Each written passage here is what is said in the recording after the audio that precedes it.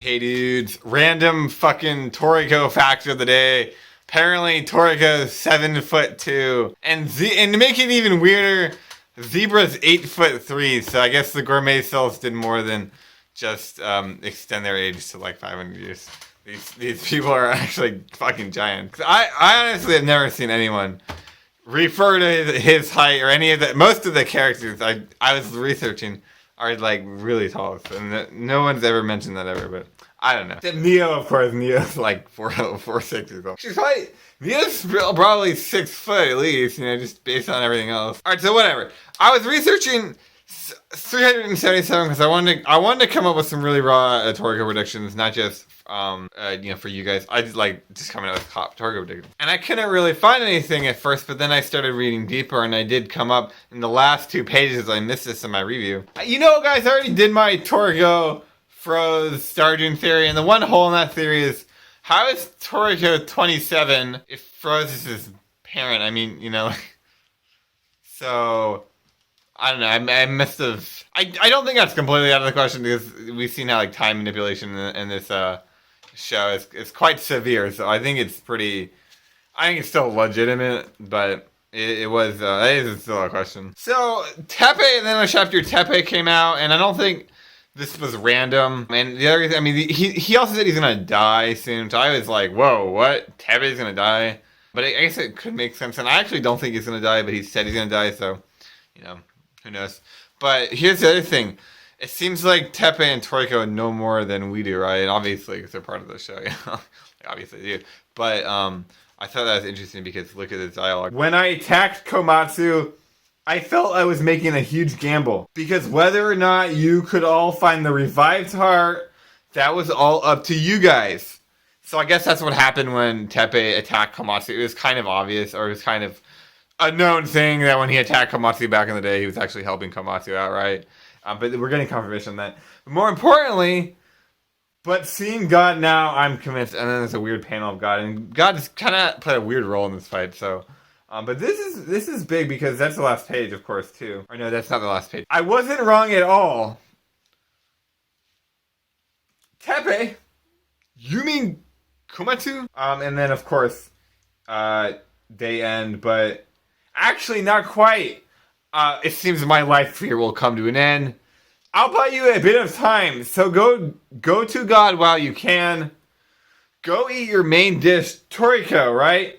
So on page 18, it seems like Toriko and Tepe specifically knows more than we do as readers, right? And then Tepe tells Toriko to go eat God. And my big question is, how is Toriko supposed to eat God if God's obviously not cooked, or how do you just go eat this guy? It's Capital 10,000. You don't just go eat Capital 10,000. That's just, it's capture level for a reason. It is a capture level. Even if you're Toriko, how are you supposed to, you weren't even able to take on the Blue Knights, how are you supposed to go eat God? But here's the thing, guys. When Tepe says, seeing God now, I'm convinced. So he sees something in God that we don't see. And let's talk about the role of a Saiseya, because there's Bishokuya, then there's the chefs, and then there's the Saiseya, right? And it's really, you need the Bishokuya and you need the chefs in order to make great food.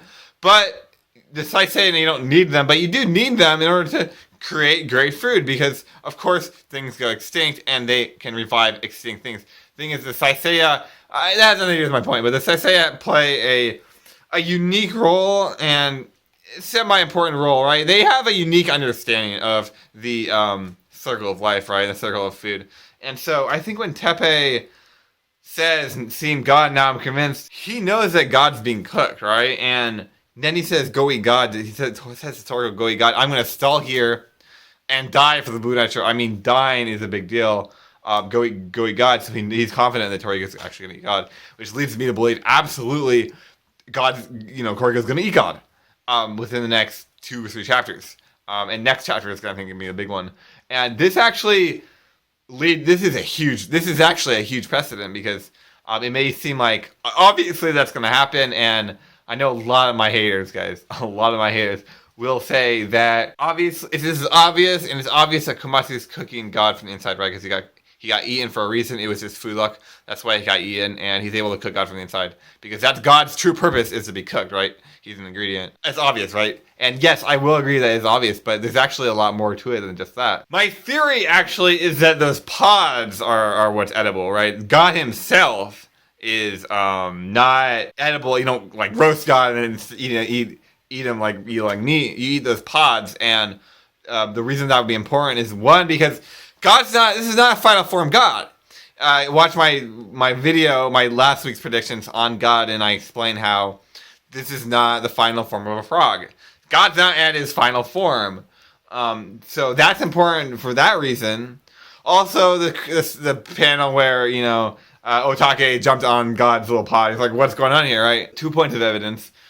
More points of evidence coming at you. If Komatsu is cooking God, guess who is behind it? It's Froze, right? I mean, we saw when Komatsu is cooking the rest of the God ingredients, it was actually Froze's spirit dictating what he does, or telling him to help him out, right? So if Komatsu is cooking God, then actually it's Froze that's playing a huge role in it. And now if Froze is Toriko's mom, which is part of my theory, then they would exchange. So that might come to light soon, and some dialogue, of course, would be exchanged, right? Or at least, at the very least, it would suggest that. So that's also why this is important. So through this, it means that God is going to go into his final form, which will be even stronger, I believe.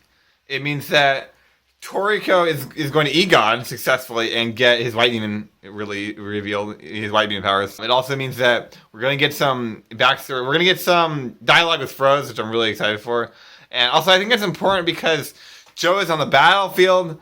Froze is on the inside, right? So, two sides of the corner there. So, from this chapter, I think it's certain that Komatsu is cooking God, right? It's absolutely certain, and obviously it's from page 18 where Tebe says, "See, now God, now I'm convinced." But I think from that you can then kind of, it's a prediction. You can't quite jump to conclusions, but come on, guys, give me a break. I think from that you can say, hey, Froze is going to come into the picture. I think God's going to go to his final form, and his final combat form, right? I think those pods are the actual food. That's the ingredient. I don't know how Otake is going to play a role. Maybe Otake will explain that to Toriko, because Toriko doesn't know. He's simply a Bishokuya. Anyway, guys, that's the big analysis behind 377 that I missed last week. But it's big into 378. I mean, 378 is going to be a big chapter. I'm absolutely doing live reaction.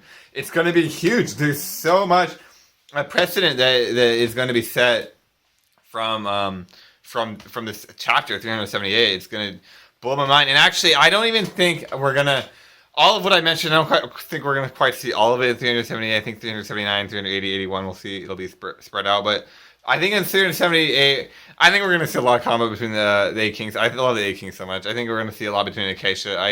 I don't know where Mitsutoshi is going with Acacia, because Acacia, he's getting beat up like hard. I mean, he's getting thrown around, he's getting wiped. I mean, he hasn't died. I mean, he's basically immortal, but I want to see Acacia turn into Madara. I want to see him become the Madara. Everyone says Kubo wrote himself into a corner. I want Mitsutoshi to write himself into a corner. Do it. Make Acacia unbeatable, untouchable, and he's far from untouchable. Like, even in this chapter, the 177, the narrator said nothing can go near the 8 Kings once they're all together. Nothing can? Are you sure? And that's the narrator, so that's like a heavy statement. So anyway, guys, it's been real. It's your boy, and you guys have just been worded. I want you guys all to have a word day. It is such a great day. Thursday is going to be legendary, so I want...